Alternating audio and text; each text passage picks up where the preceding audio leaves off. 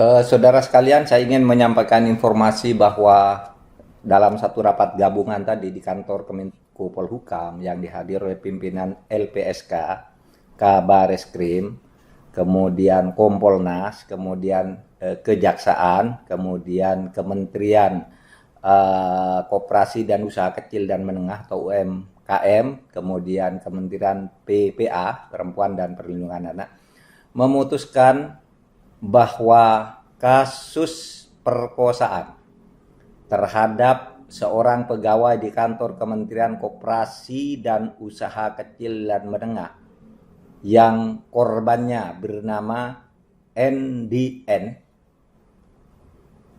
dilanjutkan proses hukumnya dan dibatalkan SP3-nya. Oleh sebab itu kepada 4 tersangka dan 3 saksi,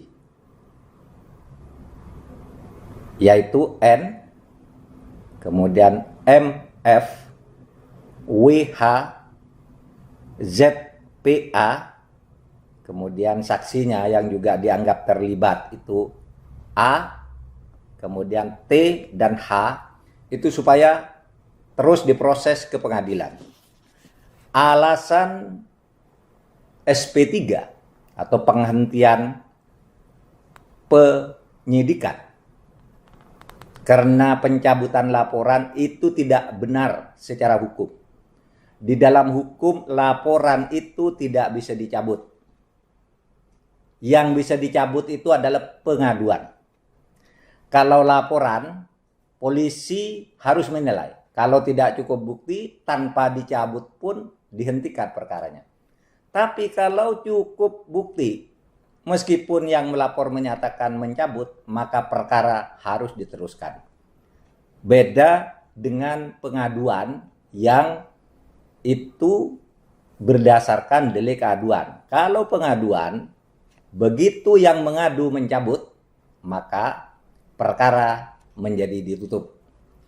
Kemudian alasan bahwa pengeluaran SP3 berdasar restoratif justice, perdamaian antara pihak-pihak yang bersangkutan, selain dibantah oleh korban dan keluarga korban, dan juga dibantah bahwa mereka telah memberi kuasa kepada seseorang untuk mencabut laporan yang itu pun tidak sah, maka restoratif justice itu hanya berlaku untuk tindak pidana tertentu yang sifatnya ringan.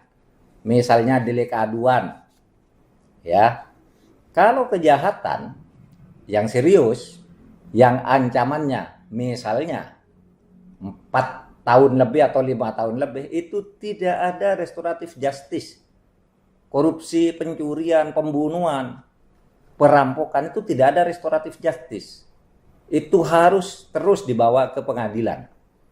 Ya, karena ini banyak yang salah kaprah. Ada orang ketangkap korupsi lalu minta restoratif justice. Tidak ada restoratif justice di dalam kejahatan. Ya. Itu ada pedomannya di Mahkamah Agung, di Kejaksaan Agung maupun di Polri sudah ada pedomannya. Restoratif justice itu bukan sembarang tindak pidana orang mau berdamai lalu ditutup kasusnya, tidak bisa.